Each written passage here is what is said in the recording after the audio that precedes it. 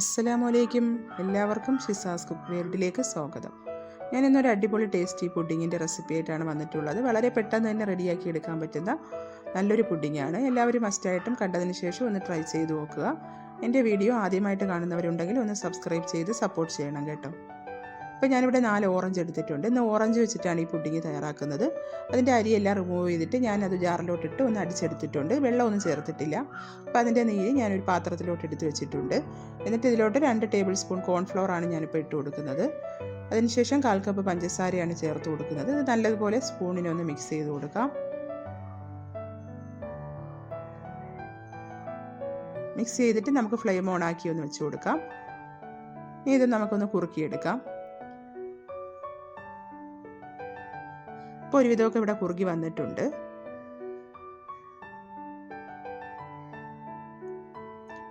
ഇത്രയും മതിയാവും. ഈ ഒരു ടെക്സ്ചർ ആകുമ്പോൾ നമുക്ക് ഫ്ലെയിം ഓഫ് ചെയ്യാം. എന്നിട്ട് ഇതൊന്ന് തണുക്കാനായിട്ട് വെക്കാം. ഇനി ഞാനിവിടെ ഒരു 1.5 കപ്പ് പാലാണ് എടുത്തിട്ടുള്ളത്. ഇതിലോട്ട് ഞാനൊരു 3 ടേബിൾ സ്പൂൺ കോൺഫ്ലവർ ഇപ്പോൾ ചേർത്ത് കൊടുക്കുന്നുണ്ട്.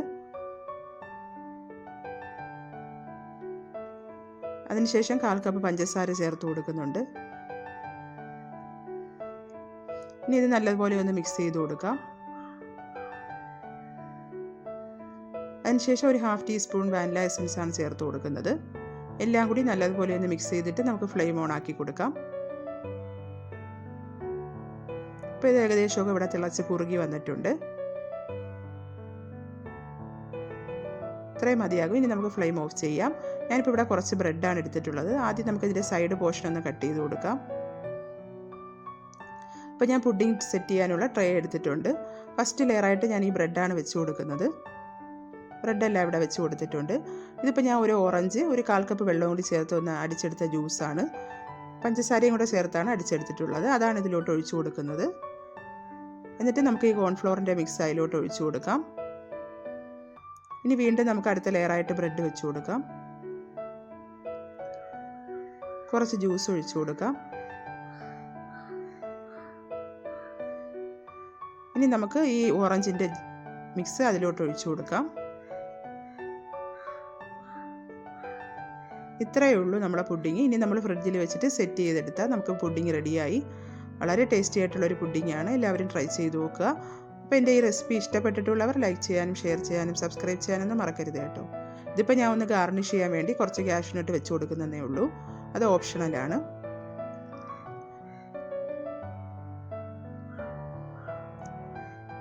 ഇനി ഒരു 2 മണിക്കൂറൊക്കെ നമുക്ക് ഫ്രിഡ്ജിൽ വെച്ചിട്ട് ഇത് പുറത്തെടുത്ത് കഴിക്കാവുന്നതാണ്.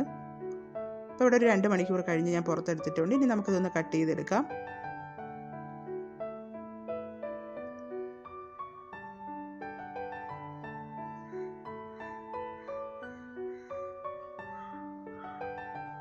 ഇനി ഒരു പ്ലേറ്റിലോട്ട് സെർവ് ചെയ്യാം. അപ്പോൾ എല്ലാവരും ട്രൈ ചെയ്ത് നോക്കുക. അടുത്ത പ്രാവശ്യം നല്ലൊരു റെസിപ്പി ആയിട്ട് വരാം. Okay, thank you.